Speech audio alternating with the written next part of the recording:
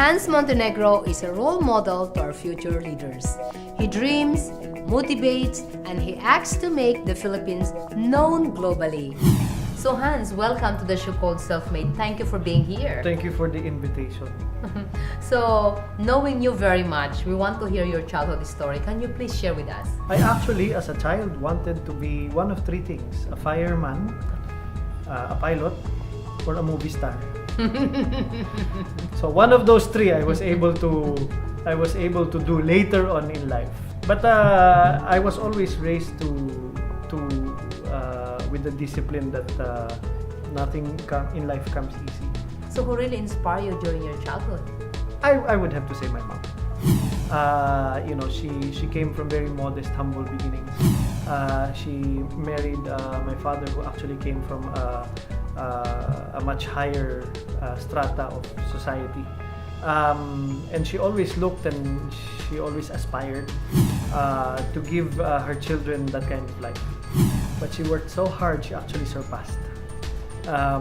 She was able to send us all to not just college but graduate school outside the country. She's never stopped working, and it's always been an inspiration to me. So what is the best advice that your mom always tell you when you were a kid? Life is what you make of it. Obviously, we believe in God and we pray and we thank Him for all our blessings.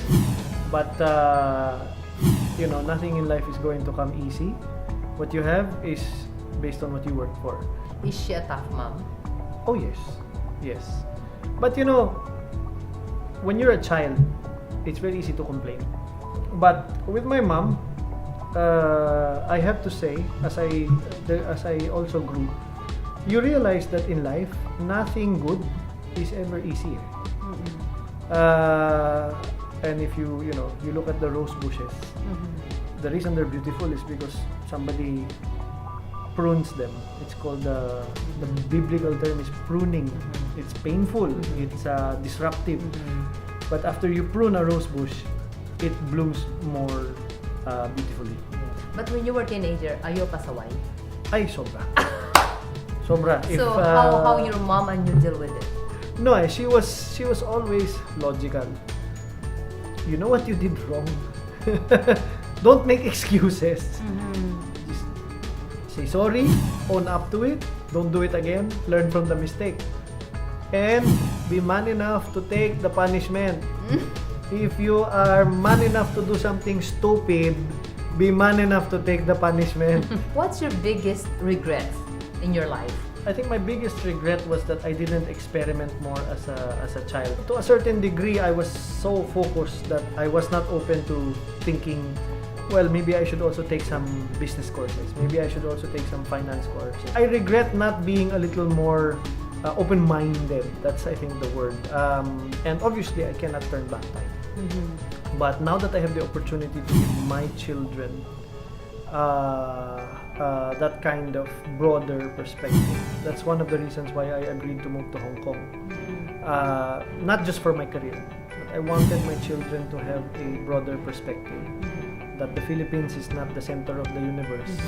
That there are many cultures, that are many different types of people. That is, remember who you are, but remember that you are just one of many. And the more you're exposed to different people, the more you are open-minded and tolerant of differences. So what's your best advice then to the teenager right now? Because they're going through a lot of challenges, as you know, especially the millennials. Yes, well, teenagers in this day and age have so much exposure and access to information. Sometimes it's very easy to go in so many different directions. At the end of the day, you have to decide what you're going to focus on. Whatever you do in your job, whatever you do in your sport, whatever you find in your passion, as a hobby or whatever. Use this information. Use it so that you can make better decisions. Don't get lost in so much information that you have no identity anymore. What is the best advice that you can share to the parents also for them to work better to their children? If you still think you can continue to control every aspect of their life, that's a losing battle. You cannot control everything. right? You have to understand that eventually they have to make mistakes. They will have to learn. They will have to fail. If you think that you're being a good parent by shielding them from that, then one day they're going to wake up and experience a failure that you cannot protect them from, and they will not know how to deal with it. Now, to change the topic, do you consider yourself successful now? I think that I will always be on a continuous learning and improvement journey. And one thing I can say with confidence is I am exactly where I want to be because I decided. I'm happy with where I am, but not content.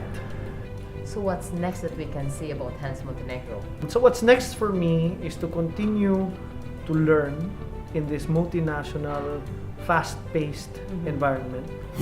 Maybe take a few more assignments in and around the Asian region, because the Asian region is where all the action is right now. Yes. But at the end of it all, I want to find my way back here. I personally feel it is my duty to make other people, if I can, better HR people through my experience. Bringing more work to the Philippines, uplifting the Filipino worker, exposing our workforce to, higher level world-class HR as I have experienced. Now, as you know, also has that our goal or vision is to really make Philippines and not before make Philippines first world and not before 2030. What's your best message, especially to the young generation, as you mentioned? Best message for them to reach that goal. If you want something you've never had, you have to do something you've never done. And I keep telling my younger workers that, come on guys, you want to aspire for this. How are you pushing yourself? Or are you waiting for it to fall in your lap?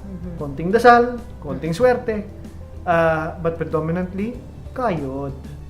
Alright, thank you very much, Hans. I'm so Thank you. inspired. Every success has its struggles. Every dream has its trials and tests. Listen to their stories, because if they did it, you can also be called self-made.